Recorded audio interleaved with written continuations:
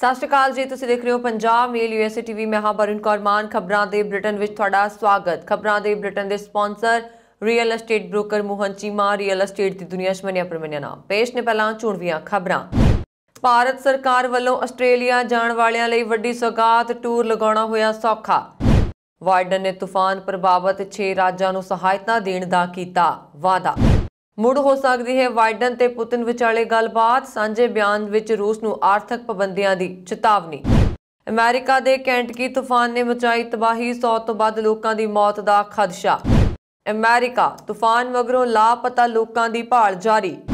America ਦੀ ਚੀਨ ਖਿਲਾਫ ਵੱਡੀ ਕਾਰਵਾਈ, ਸਦਨ ਵਿੱਚ ਪਾਸ ਕੀਤਾ ਗਿਆ ਬਿੱਲ। ਦੁਬਈ ਬਣੀ ਦੁਨੀਆ ਦੀ ਪਹਿਲੀ ਪੇਪਰਲੈਸ ਸਰਕਾਰ, 35 ਕਰੋੜ ਅਮਰੀਕੀ ਡਾਲਰ ਦੀ ਹੋਵੇਗੀ ਬਚਤ। ਕੈਨੇਡਾ ਤੇਜ਼ ਹਵਾਵਾਂ ਕਾਰਨ ਬਿਜਲੀ ਸਪਲਾਈ ਠੱਪ, 2 ਲੱਖ ਤੋਂ ਵਧੇਰੇ ਲੋਕ ਹਨੇਰੇ ਵਿੱਚ ਰਹਿਣ ਲਈ ਮਜਬੂਰ। ਤੇ ਹੁਣ ਇਹਨਾਂ ਖਬਰਾਂ ਦਾ ਵਿਸਥਾਰ।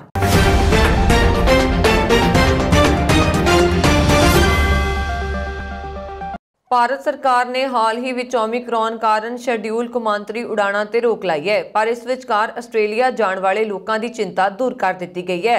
PM ਨਰਿੰਦਰ ਮੋਦੀ ਨੇ ਸਰਕਾਰ ਨੇ ਆਸਟ੍ਰੇਲੀਆ ਨਾਲ 에ਅਰ ਬਬਲ ਸਮਝੌਤੇ ਨੂੰ ਅੰਤਮ ਰੂਪ ਦੇ ਦਿੱਤਾ ਹੈ, ਜਿਸ ਨਾਲ ਸਾਰੇ ਯੋਗ ਯਾਤਰੀਆਂ ਨੂੰ ਦੋਹਾਂ ਦੇਸ਼ਾਂ ਵਿਚਾਲੇ ਯਾਤਰਾ ਕਰਨ ਦੀ ਆਗਿਆ ਮਿਲੇਗੀ। ਆਸਟ੍ਰੇਲੀਆਈ 에ਅਰਲਾਈਨ ਕੰਤਾਸ ਨੇ ਹਾਲ ਹੀ ਵਿੱਚ ਸਿਡਨੀ ਅਤੇ ਨਵੀਂ ਦਿੱਲੀ ਵਿਚਕਾਰ ਉਡਾਣਾਂ ਸ਼ੁਰੂ ਕੀਤੀਆਂ ਹਨ। ਹੁਣ ਇਸ ਸਮਝੌਤੇ ਮਗਰੋਂ 에ਅਰਲਾਈਨ ਕ੍ਰਿਸਮਸ ਤੋਂ ਪਹਿਲਾਂ ਨਵੀਂ ਦਿੱਲੀ ਅਤੇ ਮੈਲਬੌਰਨ ਵਿਚਕਾਰ ਵੀ ਉਡਾਣ ਕਰਨ ਲਈ ਤਿਆਰ ਹੈ। ਭਾਰਤ ਸਰਕਾਰ ਵੱਲੋਂ ਸ਼ੈਡਿਊਲ ਕੌਮਾਂਤਰੀ ਉਡਾਣਾਂ ਨੂੰ ਮੁਅੱਤਲ ਕੀਤੇ ਜਾਣ ਤੋਂ ਪਹਿਲਾਂ 에ਅਰ ਇੰਡੀਆ ਨਵੀਂ ਦਿੱਲੀ ਤੋਂ ਮੈਲਬੌਰਨ ਅਤੇ ਸਿਡਨੀ ਨਾਲ ਜੋੜਨ ਵਾਲੀਆਂ ਸਿੱਧੀਆਂ ਉਡਾਣਾਂ ਚਲਾਉਂਦੀ ਸੀ। ਉੱਥੋਂ ਹੀ ਹੁਣ 에ਅਰਲਾਈਨ ਦੇ ਇੱਕ ਸੀਨੀਅਰ ਅਧਿਕਾਰੀ ਨੇ ਕਿਹਾ ਹੈ ਕਿ ਭਾਰਤ ਅਤੇ ਆਸਟ੍ਰੇਲੀਆ ਵਿਚਕਾਰ 에ਅਰ ਇੰਡੀਆ ਦੀਆਂ ਉਡਾਣਾਂ ਆਉਣ ਵਾਲੇ ਦਿਨਾਂ ਵਿੱਚ ਮੁੜ ਸ਼ੁਰੂ ਹੋ ਜਾਣਗੀਆਂ।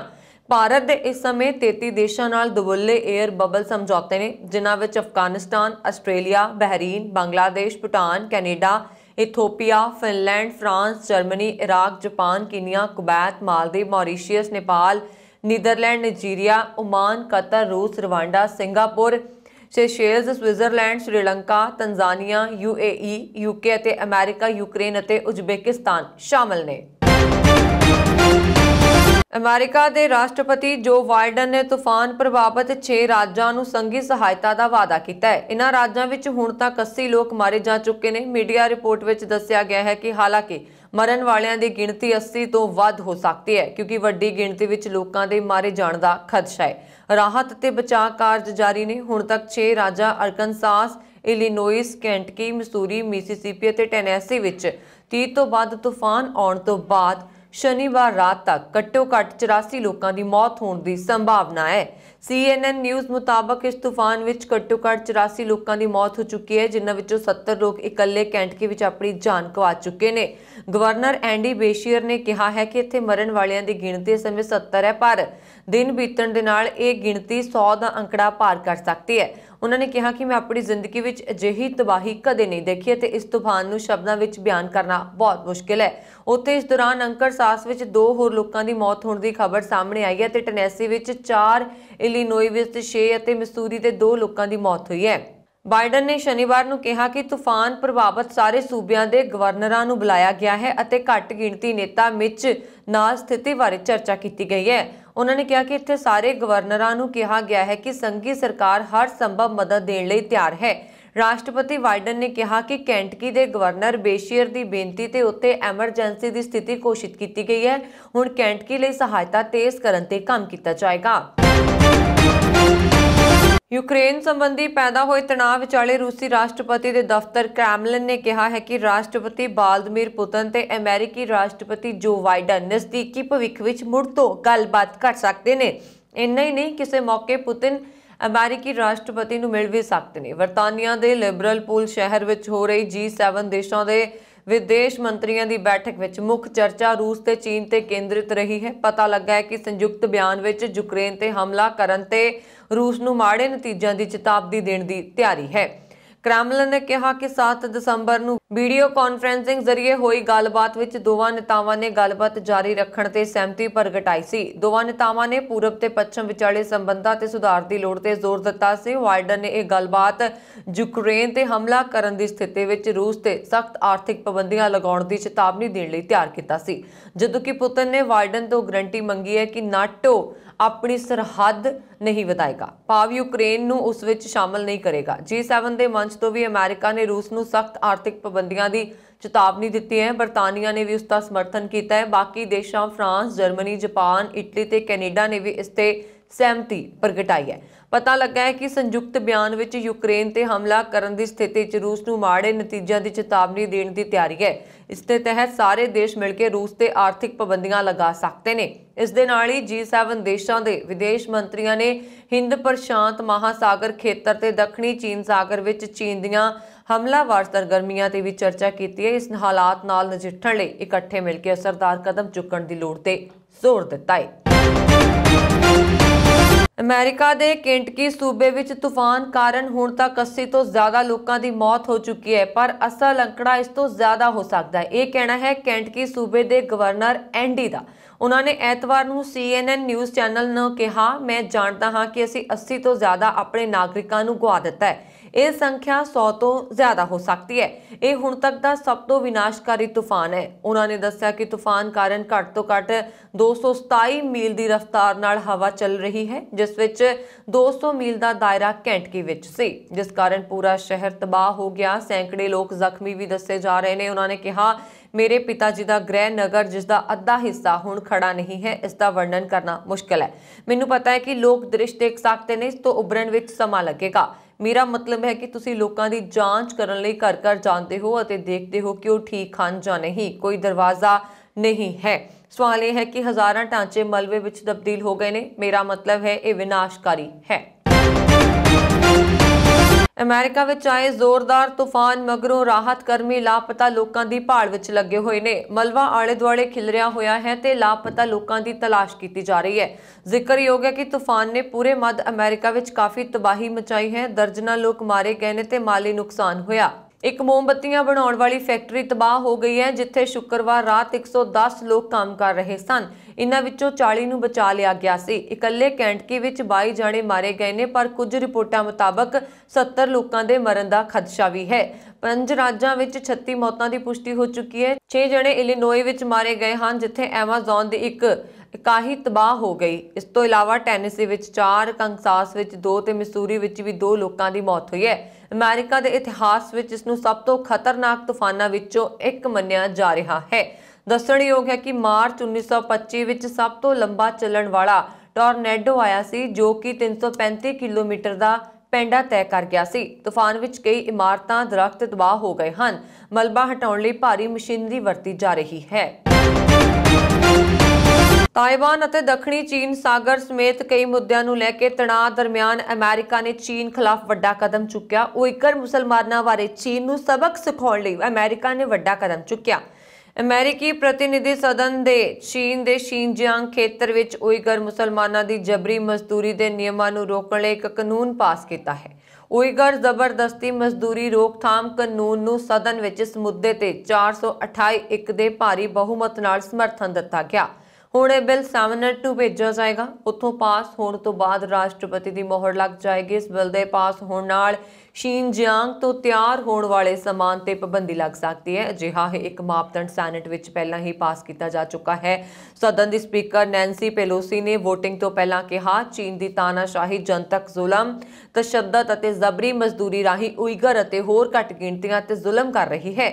ਇਨ੍ਹਾਂ ਬਿੱਲਾਂ ਦੇ ਪਾਸ ਹੋਣ ਨਾਲ ਇਸ ਜ਼ਬਰ ਨੂੰ ਰੋਕਿਆ ਜਾ ਸਕੇਗਾ। ਦੂਜੇ ਪਾਸੇ ਚੀਨੀ ਵਿਦੇਸ਼ ਮੰਤਰਾਲੇ ਦੇ ਬੁਲਾਰੇ ਵਾਂਗ ਬੇਨਬਿਨ ਨੇ ਨਸਲਕੁਸ਼ੀ ਅਤੇ ਜ਼ਬਰੀ ਮਜ਼ਦੂਰੀ ਦੇ ਅਮਰੀਕਾ ਦੇ ਦੋਸ਼ਾਂ ਨੂੰ ਸ਼ਾਸਤਰ ਬਦਨਾਮੀ ਕਰਾਰ ਦਿੱਤਾ। ਵਾਂਗ ਨੇ ਕਿਹਾ ਕਿ ਅਮਰੀਕਾ ਆਰਥਿਕ ਧੱਕੇਸ਼ਾਹੀ ਦੀ ਸਾਜ਼ਿਸ਼ ਰਚ ਰਿਹਾ। ਰਿਪੋਰਟਾਂ ਅਨੁਸਾਰ ਚੀਨੀ ਸਰਕਾਰ ਨੇ ਉਈਗਰਾਂ ਅਤੇ ਹੋਰ ਮੁਸਲਿਮ ਘੱਟ ਗਿਣਤੀਆਂ ਲਈ ਨਜ਼ਰਬੰਦੀ ਕੈਂਪ ਸਥਾਪਿਤ ਕੀਤੇ ਨੇ। ਹਾਲਾਂਕਿ ਚੀਨ ਸ਼ਿਨਜਿਆਂਗ ਵਿੱਚ ਦੁਰਵਿਵਹਾਰ ਤੋਂ ਇਨਕਾਰ ਕਰਦਾ ਹੈ। ਅਮਰੀਕੀ ਸਰਕਾਰ ਅਤੇ ਕਈ ਅਧਿਕਾਰ ਸਮੂਹਾਂ ਦਾ ਕਹਿਣਾ ਹੈ ਕਿ ਬੀਜਿੰਗ ਉੱਥੇ ਨਸਲਕੁਸ਼ੀ ਕਰ ਰਿਹਾ ਹੈ। ਅਮਰੀਕਾ ਦੇ ਫੈਸਲੇ ਤੋਂ ਬਾਅਦ ਵੀਰਵਾਰ ਨੂੰ ਜ਼ਿਆਦਾਤਰ ਚੀਨੀ ਸੋਲਰ ਉਪਕਰਨ ਨਿਰਮਾਤਾਵਾਂ ਦੇ ਸ਼ੇਅਰ ਡਿੱਗ ਗਏ ਨੇ। ਡਿੱਗ ਰਹੇ ਸਟਾਕਾਂ ਵਿੱਚ ਟਰੀਨਾ ਸੋਲਰ ਕੰਪਨੀ ਅਤੇ ਜ਼ੇ ਸੋਲਰ ਟੈਕਨੋਲੋਜੀ ਕੰਪਨੀ ਸ਼ਾਮਲ ਹਨ। दुबई सरकार दुनिया की पहली सरकार बन गई है जो पूरी तरह पेपरलैस है। इसकी घोषणा करते हुए अमीरात के क्राउन प्रिंस शेख हमदान बिन मोहम्मद बिन राशिद अल मखतूम ने कहा कि इस नाल $350 मिलियन और 14 मिलियन मैन घंटे बचणगे। शेख ने एक बयान में कहा कि दुबई सरकार विच सारी अंदरूनी ते बाहरी लैण देण ते सारियां प्रक्रियावां हुण 100% डिजिटल ਹਨ ਅਤੇ ਇੱਕ व्यापक डिजिटल सरकारी सेवावां प्लेटफार्म द्वारा प्रबंधित कीतियां ਜਾਂਦੀਆਂ ਨੇ। इस टीचे की प्राप्ति दुबई की जिंदगी के सारे पहलुआं नूं डिजिटाइज करन दी यात्रा विच एक नवे पड़ाਅ की शुरुआत नूं दर्शाउंदी है। इस यात्रा की जड़ नवीनता, रचनात्मकता ते भविख ते फोकस है। दुबई की कागज रहत रणनीति नूं लगातार 5 पड़ावां विच लागू किया गया सी अते हर पड़ाਅ विच दुबई सरकार के ਵੱਖ-ਵੱਖ समूह शामिल सन। 5वें पड़ाਅ के अंत विच अमीरात विच सारे 45 सरकारी विभागां विच रणनीति लागू की गई सी। ये विभाग 1800 डिजिटल सेवावां अते 10,500 तो वध प्रमुख लैण देण प्रदान करते हैं। एक बयान विच कहा गया है कि भाग लैण वालियां संस्थावां विचकार सहयोग अते एकीकरण ने गाहकां नूं प्रदान कीतियां प्रक्रियावां अते सेवावां दे स्वैचालन नूं समर्थ बनाया। कागज की खपत विच $336 मिलियन तो वध की कटौती की। रणनीति ने दुबई सरकार नूं US $350 मिलियन अते 14 मिलियन तो वध मैन घंटे बचाउण विच भी मदद की। दुबई सरकार का संपूर्ण डिजिटल परिवर्तन सारे वसनीकां लई स्मार्ट सिटी के तजर्बे नूं भरपूर करेगा। कागजी लैण देण अते दस्तावेज की जरूरत नूं पूरी तरह खत्म कर देगा, चाहे वह गाहकां नूं सौंपे गए होण जां सरकारी अदारियां विच कर्मचारियां विच अदला बदली कीते जाण। डिजिटाइजेशन दुबई नाउ एप्लीकेशन राही निवासियों लिए बेमिसाल अनुभव प्रदान करने विच भी मदद करेगा, जो 12 मुख्य श्रेणियों विच 130 तो वध स्मार्ट सिटी सेवावां तक पहुंच की आग्या दिंदा है। कैनेडा के ओंटारियो सूबे विच तेज हवावां चलण कारण 2 लाख तो वध लोग बिजली के बिना रह रहे हैं। पावर कंपनी हाइड्रो वन ने यह जानकारी दी है। हाइड्रो वन ने ट्वीट किया है कि ऑन स्टॉर्म जारी रहन कारण 2 लाख तो वध लोग बिजली तो बिना ਹਨ। ਅਸੀਂ उम्मीद करते हैं कि दक्षिणी मध्य ਅਤੇ पूर्वी ON ਦੇ सब तो वध प्रभावित ਖੇਤਰਾਂ ਵਿੱਚ ਗਾਹਕ पूरी तरह बिजली तो बिना ਰਹਿਣਗੇ। ਜਿਵੇਂ मौसम ठीक होएगा होर कर्मचारी उन्हां दी मदद ਲਈ ਪਹੁੰਚਣਗੇ। ਅਸੀਂ हर किसी ਦੇ ਧੀਰਜ ਦੀ ਸ਼ਲਾਘਾ ਕਰਦੇ ਹਾਂ। उधर कैनेडियन सरकार ने 90 ਜਾਂ 100 किलोमीटर प्रति घंटा की रफ्तार नाल ਚੱਲਣ ਵਾਲੀਆਂ तेज हवावां कारण सूबे के दक्षिणी ਖੇਤਰਾਂ ਲਈ मौसम संबंधी चेतावनी जारी की है। पावर कंपनी ने कहा कि चालक दल हुण ओंटारियो के कुछ हिस्सों में तेज हवावां कारण आई रुकावट नूं दूर करने की कोशिश में लगा होया है। रुकावट और नुकसान चिंता का विषय ने ते पावर कंपनी उम्मीद करती है कि सब तो वध प्रभावित खेत्रों में लोग पूरी रात बिजली तो बिना रहेंगे। कोविड महामारी कारण एशिया ਦੀਆਂ 2 ਵੱਡੀਆਂ शक्तियां भारत और चीन का हिंद और प्रशांत महासागर में प्रभाव घट गया है। यह दावा आस्ट्रेलिया के लोवी इंस्टीट्यूट ने अपनी रिपोर्ट में किया। इस मुताबिक भारत और चीन का बाहरी दुनिया और अपने खिते में प्रभाव घटिया है, जबकि अमेरिका ने शानदार कूटनीति राही अपनी पकड़ मजबूत की है। इस खेत्र के देश से इसका प्रभाव वधिया। लोवी इंस्टीट्यूट ने एशियन पावर इंडैक्स 221 सिरलेख वाली रिपोर्ट जारी की है। इस विच चीन बारे एक अहम टिप्पणी है। रिपोर्ट में कहा गया है महामारी तो बाद चीन फस गया, उसनूं कूटनीतिक और आर्थिक मोर्चे ते अलग थलग कर दिता गया। यही उसके पछड़न का कारण है। भारत इस खेत्र की चौथी सब तो वड्डी शक्ति है। अमेरिका, जापान और चीन पहले ही इत्थे मौजूद हैं। एशियाई शक्तियों की मजबूत मौजूदगी के बावजूद हिंद प्रशांत खेत्र में अमेरिकी प्रभाव फिर तेजी नाल वधिया है। इसका कारण जो बाइडन प्रशासन की मजबूत कूटनीति है। अमेरिका ने महामारी तो ठीक होने तो बाद तेजी नाल रिकवरी की है। आर्थिक तौर पर भी तेजी आई है।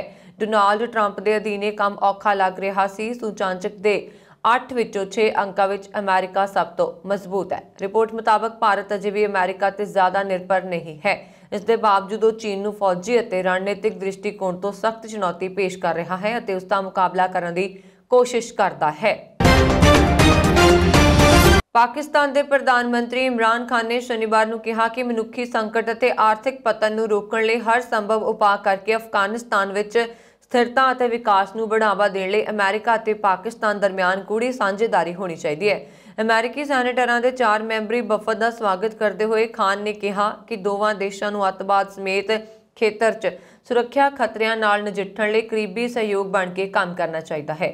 ਅਮਰੀਕੀ ਰਾਸ਼ਟਰਪਤੀ ਜੋ ਬਾਈਡਨ ਵੱਲੋਂ ਆਯੋਜਿਤ ਡੈਮੋਕ੍ਰੇਸੀ ਸਮਿਟ ਦਾ ਬਾਈਕਾਟ ਕਰਨ ਸੰਬੰਧੀ ਫੈਸਲੇ ਦੇ ਕਾਰਨ ਪਾਕਿਸਤਾਨ ਨਾਲ ਸੰਬੰਧਾਂ 'ਚ ਆਏ ਨਵੇਂ ਤਣਾਅ ਦਰਮਿਆਨ ਸ਼ੁੱਕਰਵਾਰ ਰਾਤ ਪਾਕਿਸਤਾਨ ਪਹੁੰਚੇ ਵਫਦ ਦਾ ਸਵਾਗਤ ਕਰਦੇ ਹੋਏ ਉਹਨਾਂ ਨੇ ਕਿਹਾ ਕਿ ਪਾਕਿਸਤਾਨ ਅਮਰੀਕਾ ਨਾਲ ਆਪਣੇ ਲੰਬੇ ਸਮੇਂ ਤੋਂ ਚੱਲੇ ਆ ਰਹੇ ਸਬੰਧਾਂ ਨੂੰ ਮਹੱਤਵ ਦਿੰਦਾ ਹੈ ਅਤੇ ਸਾਰੇ ਖੇਤਰਾਂ ਵਿੱਚ ਵਿਸ਼ੇਸ਼ ਰੂਪ ਨਾਲ ਆਰਥਿਕ ਪੱਧਰ ਤੇ ਇਸ ਦਾ ਵਿਸਤਾਰ ਕਰਨ ਲਈ ਵਚਨਬੱਧ ਹੈ। ਉਹਨਾਂ ਨੇ ਕਿਹਾ ਕਿ ਸ਼ਾਂਤੀ, ਸਥਿਰਤਾ ਅਤੇ ਆਰਥਿਕ ਵਿਕਾਸ ਦੇ ਸਾਂਝੇ ਉਦੇਸ਼ਾਂ ਨੂੰ ਬੜਾਵਾ ਦੇਣ ਲਈ ਪਾਕਿਸਤਾਨ ਅਤੇ ਅਮਰੀਕਾ ਦਰਮਿਆਨ ਗੂੜੀ ਸਾਂਝੇਦਾਰੀ ਹੋਣੀ ਚਾਹੀਦੀ ਹੈ। ਵਿਸ਼ੇਸ਼ ਰੂਪ ਨਾਲ ਮਨੁੱਖੀ ਸੰਕਟ ਅਤੇ ਆਰਥਿਕ ਪਤਨ ਨੂੰ ਰੋਕਣ ਲਈ ਹਰ ਸੰਭਵ ਉਪਾਅ ਕਰਕੇ ਅਫਗਾਨ ਲੋਕਾਂ ਦਾ ਸਮਰਥਨ ਕਰਨ ਦੀ ਤੁਰੰਤ ਲੋੜ ਨੂੰ ਰੇਖਾਂਕਿਤ ਕਰਨਾ ਚਾਹੀਦਾ ਹੈ। ਪਾਕਿਸਤਾਨ ਦੇ ਗਵਾਦਰ ਵਿੱਚ ਰਹਿਣ ਵਾਲੇ ਹਜ਼ਾਰਾਂ ਲੋਕ ਆਪਣੇ ਅਧਿਕਾਰਾਂ ਦੇ ਲਈ ਅਤੇ ਚੀਨੀ ਪ੍ਰੋਜੈਕਟ ਖਿਲਾਫ ਸੜਕਾਂ ਤੇ ਉਤਰ ਆਏ ਨੇ। ਲੋਕਾਂ ਨੇ 26 ਦਿਨ ਪਹਿਲਾਂ ਗਵਾਦਰ ਕੋ ਹੱਕ ਦੋ ਨਾਮ ਦਾ ਅੰਦੋਲਨ ਸ਼ੁਰੂ ਕੀਤਾ ਹੈ। ਧਰਨੇ ਵਿੱਚ ਸ਼ਾਮਲ ਵੱਡੀ ਗਿਣਤੀ ਵਿੱਚ ਔਰਤਾਂ ਅਤੇ ਬੱਚੇ ਸੂਬਾ ਅਤੇ ਕੇਂਦਰ ਸਰਕਾਰ ਖਿਲਾਫ ਨਾਅਰੇਬਾਜ਼ੀ ਕਰ ਰਹੇ ਸਨ। ਡੌਨ ਅਖਬਾਰ ਦੀ ਰਿਪੋਰਟ ਮੁਤਾਬਕ ਪਾਕਿਸਤਾਨ ਦੇ ਬਲੋਚਿਸਤਾਨ ਸੂਬੇ 'ਚ ਆਮ ਨਾਗਰਿਕਾਂ ਦੀ ਗਵਾਦਰ ਕੋ ਹੱਕ ਦੋ ਦੀ ਲਹਿਰ ਬਹੁਤ ਤੇਜ਼ੀ ਨਾਲ ਵੱਧ ਰਹੀ ਹੈ। ਇਸ ਅੰਦੋਲਨ ਕਾਰਨ ਪਾਕਿਸਤਾਨ ਅਤੇ ਚੀਨ ਦੀਆਂ ਸਰਕਾਰਾਂ ਮੁਸੀਬਤ ਵਿੱਚ ਨਜ਼ਰ ਆ ਰਹੀਆਂ ਨੇ ਕਿਉਂਕਿ ਇਸ ਦਾ ਸਿੱਧਾ ਸੰਬੰਧ ਚੀਨ ਪਾਕਿਸਤਾਨ ਆਰਥਿਕ ਗਲਿਆਰਾ ਯਾਨੀ ਕਿ CPEC ਨਾਲ ਹੈ। ਪਾਕਿਸਤਾਨ ਅਤੇ ਚੀਨ ਖਿਲਾਫ ਹਜ਼ਾਰਾਂ ਲੋਕ ਸੜਕਾਂ ਤੇ ਉਤਰ ਆਏ ਨੇ ਜਿਨ੍ਹਾਂ ਨੇ ਆਪਣੀਆਂ ਮੰਗਾਂ ਦੇ ਸਮਰਥਨ 'ਚ ਨਾਅਰੇਬਾਜ਼ੀ ਕੀਤੀ। ਧਰਨੇ ਵਿੱਚ ਸ਼ਾਮਲ ਲੋਕਾਂ ਨੇ ਹੋਰ ਮੰਗਾਂ ਦੇ ਨਾਲ-ਨਾਲ ਪੀਣ ਵਾਲਾ ਸਾਫ਼ ਪਾਣੀ ਮੁਹੱਈਆ ਕਰਵਾਉਣ ਅਤੇ ਟਰਾਲੇ ਮਾਫੀਆ ਨੂੰ ਖਤਮ ਕਰਨ ਦੀ ਮੰਗ ਕੀਤੀ ਹੈ। ਜਮਾਤ ਇਸਲਾਮੀ ਦੇ ਜਨਰਲ ਸਕੱਤਰ ਮੌਲਾਨਾ ਹਿਦਾਇਤ ਉਰ ਰਹਿਮਾਨ ਨੇ ਕਿਹਾ ਕਿ ਪ੍ਰਦਰਸ਼ਨ ਅਸਲ ਵਿੱਚ ਸੂਬਾਈ ਅਤੇ ਸੰਘੀ ਸਰਕਾਰ ਖਿਲਾਫ ਵਿੱਚ ਜਨਹਿਤ ਸੀ। ਜਦੋਂ ਤੱਕ ਲੋਕਾਂ ਨੂੰ ਉਹਨਾਂ ਦੇ ਹੱਕ ਨਹੀਂ ਮਿਲ ਜਾਂਦੇ ਉਦੋਂ ਤੱਕ ਇਹ ਅੰਦੋਲਨ ਜਾਰੀ ਰਹੇਗਾ। ਉਹਨਾਂ ਨੇ ਕਿਹਾ ਇਹ ਅਸਲ ਵਿੱਚ ਬਲੋਚਿਸਤਾਨ ਦੇ ਹਾਸ਼ੀਏ ਤੇ ਪਏ ਅਤੇ ਦੱਬੇ ਕੁਚਲੇ ਲੋਕਾਂ ਦਾ ਅੰਦੋਲਨ ਹੈ। ਇਹਨਾਂ ਵਿੱਚ ਮਸ਼ੇਰੇ, ਗਰੀਬ, ਮਜ਼ਦੂਰ ਅਤੇ ਵਿਦਿਆਰਥੀ ਸ਼ਾਮਲ ਨੇ।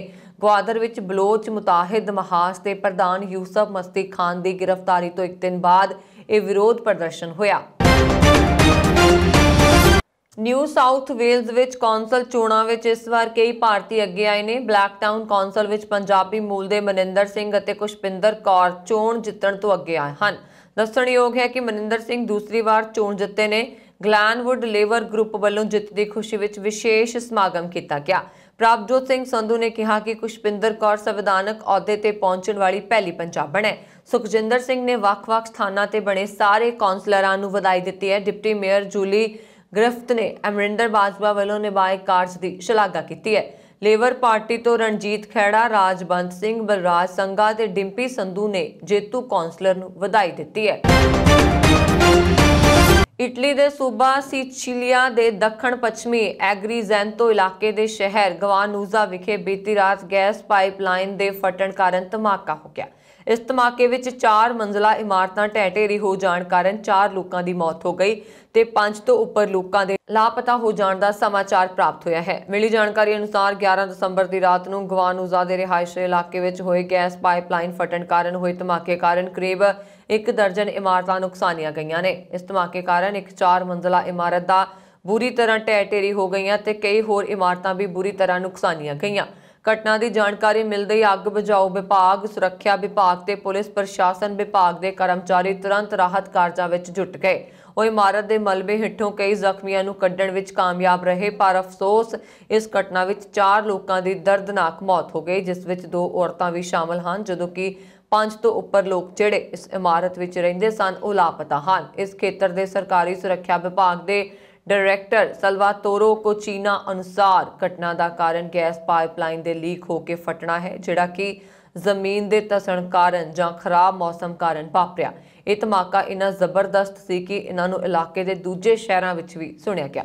ਮੌਕੇ ਦੇ ਹਾਲਾਤ ਦੇਖ ਕੇ ਇਦਾਂ ਲੱਗਦਾ ਸੀ ਜਿਵੇਂ ਇਹ ਕੋਈ ਬੰਬ ਧਮਾਕਾ ਹੋਇਆ ਹੋਵੇ ਕਿਉਂਕਿ ਧਮਾਕੇ ਨੇ ਇਮਾਰਤਾਂ ਦੇ ਮਲਬੇ ਨੂੰ ਕਰੀਬ 10,000 ਵਰਗ ਮੀਟਰ ਤੱਕ ਪ੍ਰਭਾਵਿਤ ਕੀਤਾ। ਇਸ ਹਾਦਸੇ ਨਾਲ ਲੋਕਾਂ ਅੰਦਰ ਸਹਿਮ ਦੇਖਿਆ ਜਾ ਰਿਹਾ ਹੈ। ਕੋਰੋਨਾ ਦੇ ਨਵੇਂ ਰੂਪ ਓਮਿਕਰੌਨ ਨੇ ਦੁਨੀਆ ਭਰ ਵਿੱਚ ਦਹਿਸ਼ਤ ਫੈਲਾਈ ਹੋਈ ਹੈ। ਇਸੇ ਦਹਿਸ਼ਤ ਕਾਰਨ ਕਈ ਦੇਸ਼ਾਂ ਵਿੱਚ ਮੁੜ ਤੋਂ ਪਾਬੰਦੀਆਂ ਦਾ ਦੌਰ ਸ਼ੁਰੂ ਹੋ ਗਿਆ। ਭਾਰਤ ਵਿੱਚ ਕੋਰੋਨਾ ਦੇ ਨਵੇਂ ਰੂਪ ਦੇ ਮਾਮਲੇ ਸਾਹਮਣੇ ਆਉਣੇ ਸ਼ੁਰੂ ਹੋ ਗਏ। ਇਸ ਵਿਚਾਲੇ ਹੁਣ ਚੰਡੀਗੜ੍ਹ ਵਿੱਚ ਓਮਿਕਰੌਨ ਨੇ ਦਸਤਕ ਦੇ ਦਿੱਤੀ ਹੈ। ਦਰਅਸਲ ਚੰਡੀਗੜ੍ਹ ਵਿੱਚ ਇੱਕ 20 ਸਾਲਾ ਨੌਜਵਾਨ ਓਮਿਕਰੌਨ ਵੇਰੀਐਂਟ ਨਾਲ ਸੰਕਰਮਿਤ ਪਾਇਆ ਗਿਆ। ਇਹ ਨੌਜਵਾਨ ਕੁਝ ਦਿਨ ਪਹਿਲਾਂ ਇਟਲੀ ਤੋਂ ਚੰਡੀਗੜ੍ਹ ਆਇਆ ਸੀ, ਜਿੱਥੇ ਉਹ ਘਰ ਵਿੱਚ ਕੁਆਰੰਟਾਈਨ ਸੀ। ਪਰ 1 ਦਸੰਬਰ ਨੂੰ ਦੁਬਾਰਾ ਹੋਈ ਕਰੋਨਾ ਟੈਸਟਿੰਗ ਵਿੱਚ ਉਹ ਕਰੋਨਾ ਨਾਲ ਸੰਕਰਮਿਤ ਪਾਇਆ ਗਿਆ, ਜਿਸ ਤੋਂ ਬਾਅਦ ਕਰੋਨਾ ਪ੍ਰੋਟੋਕਾਲ ਦੇ ਤਹਿਤ ਉਸ ਨੂੰ ਇੰਸਟੀਟਿਊਸ਼ਨਲ ਕੁਆਰੰਟਾਈਨ ਵਿੱਚ ਰੱਖਿਆ ਗਿਆ ਸੀ ਤੇ ਉਸ ਦਾ ਕਰੋਨਾ ਦਾ ਸੈਂਪਲ ਦਿੱਲੀ ਦੀ ਇੱਕ ਲੈਬ ਵਿੱਚ ਭੇਜਿਆ ਗਿਆ ਸੀ। ਕਰੋਨਾ ਦੇ ਨਵੇਂ ਰੂਪ ਦੇ ਰਿਸਕ ਕਾਰਨ ਉਸ ਦੇ ਘਰ ਦੇ ਹੋਰ ਮੈਂਬਰਾਂ ਨੂੰ ਵੀ ਕੁਆਰੰਟਾਈਨ ਕੀਤਾ ਗਿਆ। ਦੱਸ ਦੇਈਏ ਕਿ 11 ਦਸੰਬਰ ਦੀ ਰਾਤ ਨੂੰ ਇਸ ਨੌਜਵਾਨ ਦੀ ਕਰੋਨਾ ਰਿਪੋਰਟ ਸਾਹਮਣੇ ਆਈ, ਜਿਸ ਵਿੱਚ ਉਹ ਓਮਿਕਰੋਨ ਨਾਲ ਸੰਕਰਮਿਤ ਪਾਇਆ ਗਿਆ ਹੈ। ਦੱਸਿਆ ਜਾ ਰਿਹਾ ਹੈ ਕਿ ਨੌਜਵਾਨ ਇਟਲੀ ਤੋਂ ਫਾਈਜ਼ਰ ਦੀਆਂ ਦੋਨੋਂ ਕਰੋਨਾ ਵੈਕਸੀਨ ਲਗਵਾ ਚੁੱਕਿਆ ਸੀ। ਗੌਰਤਲਬ ਹੈ ਕਿ ਕਰੋਨਾ ਦੇ ਨਵੇਂ ਰੂਪ ਓਮਿਕਰੋਨ ਦਾ ਮਾਮਲਾ ਸਾਹਮਣੇ ਆਉਣ ਤੋਂ ਬਾਅਦ ਸਿਹਤ ਵਿਭਾਗ ਵੱਲੋਂ ਲੋਕਾਂ ਨੂੰ ਕਰੋਨਾ ਪ੍ਰੋਟੋਕਾਲ ਦੀ ਪਾਲਣਾ ਕਰਨ ਦੀ ਹਦਾਇਤ ਦਿੱਤੀ ਗਈ ਹੈ। ਉਹਨਾਂ ਨੇ ਲੋਕਾਂ ਨੂੰ ਅਪੀਲ ਕਰਦਿਆਂ ਕਿਹਾ ਕਿ ਸਾਰੇ ਸਮੇਂ ਦੇ ਨਾਲ ਕਰੋਨਾ ਵੈਕਸੀਨ ਦੀਆਂ ਦੋਵੇਂ ਡੋਜ਼ ਜ਼ਰੂਰ ਲੈਣ ਤਾਂ ਜੋ ਇਸ ਵੈਰੀਐਂਟ ਤੋਂ ਬਚਿਆ ਜਾ ਸਕੇ। ਪੰਜਾਬ ਕਾਂਗਰਸ ਦੇ ਪ੍ਰਧਾਨ ਨਵਜੋਤ ਸਿੱਧੂ ਨੇ ਪੰਜਾਬ ਬੋਲਦਾ ਪ੍ਰੋਗਰਾਮ ਵਿੱਚ ਅਸਿੱਧੇ ਤਰੀਕੇ ਨਾਲ ਕਾਂਗਰਸ ਹਾਈ ਕਮਾਨ ਨੂੰ ਖਬਰਦਾਰ ਕਰਦਿਆਂ ਕਿਹਾ ਕਿ ਉਹ ਸਿਆਸਤ ਵਿੱਚ ਸ਼ੋਪੀਸ ਬਣਨ ਲਈ ਨਹੀਂ ਆਏ ਹਨ। ਉਹਨਾਂ ਨੇ ਕਿਹਾ ਕਿ ਚੰਗੇ ਇਨਸਾਨ ਨੂੰ ਸਿਆਸਤ ਵਿੱਚ ਨੁਮਾਇਸ਼ ਦੀ ਚੀਜ਼ ਬਣਾ ਦਿੱਤਾ ਜਾਂਦਾ ਹੈ। ਚੋਣਾਂ ਜਿੱਤਣ ਮਗਰੋਂ ਮੋਹਰੇ ਵਾਂਗ ਰੱਖ ਦਿੱਤਾ ਜਾਂਦਾ ਹੈ। ਉਹਨਾਂ ਰਾਹੁਲ ਗਾਂਧੀ ਅਤੇ ਪ੍ਰਿਯੰਕਾ ਗਾਂਧੀ ਨਾਲ ਡਟ ਕੇ ਖੜਨ ਦੀ ਗੱਲ ਵੀ ਕੀਤੀ ਹੈ। ਸਿੱਧੂ ਨੇ ਕਿਹਾ ਕਿ ਉਹਨਾਂ ਲਈ ਪੰਜਾਬ ਦੇ ਹਿੱਤ ਪਹਿਲੀ ਤਰਜੀਹ ਨੇ। ਸਿੱਧੂ ਨੇ ਖੁਦ ਨੂੰ ਅਸਿੱਧੇ ਤੌਰ ਤੇ ਆਗਾਮੀ ਚੋਣਾਂ ਲਈ ਮੁੱਖ ਮੰਤਰੀ ਦੇ ਚਿਹਰੇ ਵਜੋਂ ਪੇਸ਼ ਕੀਤਾ। ਸਿੱਧੂ ਨੇ ਕਿਹਾ ਕਿ ਪੰਜਾਬ ਚੋਣਾਂ ਐਤਕੀ ਅਗਲੀ ਨਸਲ ਬਚਾਉਣ ਦੇ ਮੁੱਦੇ ਤੇ ਹੋਣਗੀਆਂ ਤੇ ਲੋਕਾਂ ਕੋਲ ਆਖਰੀ ਮੌਕਾ ਹੈ ਕਿ ਉਹਨਾਂ ਨੇ ਅਗਲੀ ਪੀੜ੍ਹੀ ਨੂੰ ਬਚਾਉਣ ਲਈ ਸਹੀ ਵਿਅਕਤੀ ਦੀ ਚੋਣ ਕਰਨੀ ਹੈ ਜਾਂ ਪੰਜਾਬ ਨੂੰ ਅਰਾਜਕਤਾ ਵੱਲ ਧੱਕਣਾ ਹੈ। ਉਹਨਾਂ ਆਪਣੇ ਹਵਾਲੇ ਨਾਲ ਕਿਹਾ ਕਿ ਪੰਜਾਬ ਦੇ ਲੋਕ ਇਮਾਨਦਾਰ ਲੋਕਾਂ ਨੂੰ ਅੱਗੇ ਲਿਆਉਣ। ਉਹਨਾਂ ਨੇ ਕਿਹਾ ਕਿ ਐਤਕੀ ਪੰਜਾਬ ਦੇ ਲੋਕ ਗੁੰਮਰਾਹ ਨਹੀਂ ਹੋਣਗੇ। ਇੱਥੇ ਲਾਭ ਭਵਨ 'ਚ ਬੋਲਦਾ ਪੰਜਾਬ ਪ੍ਰੋਗਰਾਮ ਵਿੱਚ ਨਵਜੋਤ ਸਿੱਧੂ ਨੇ ਲੋਕਾਂ ਦੇ ਸਵਾਲ ਠਰਮੇ ਨਾਲ ਸੁਣੇ ਤੇ ਸਭਨਾਂ ਦੇ ਜਵਾਬ ਦਿੱਤੇ। ਉਹਨਾਂ ਆਪਣੇ ਪੰਜਾਬ ਮਾਡਲ ਦੀ ਗੱਲ ਕਰਦਿਆਂ ਕਈ ਸਵਾਲਾਂ ਦਾ ਸਿੱਧਾ ਜਵਾਬ ਦੇਣ ਤੋਂ ਢਾਲਾ ਵੱਟਿਆ। ਉਹਨਾਂ ਆਪਣੇ ਏਜੰਡੇ ਅਤੇ ਸਿਧਾਂਤਾਂ ਦੇ ਮਾਮਲੇ ਤੇ ਆਪਣੀ ਹੀ ਪਿੱਠ ਥਾਪੜੀ। ਲੈਂਡ ਸੀਲਿੰਗ ਨਾਲ ਸੰਬੰਧਿਤ ਸਵਾਲਾਂ ਦਾ ਸਿੱਧੂ ਨੇ ਕੋਈ ਸਿੱਧਾ ਜਵਾਬ ਨਾ ਦਿੱਤਾ।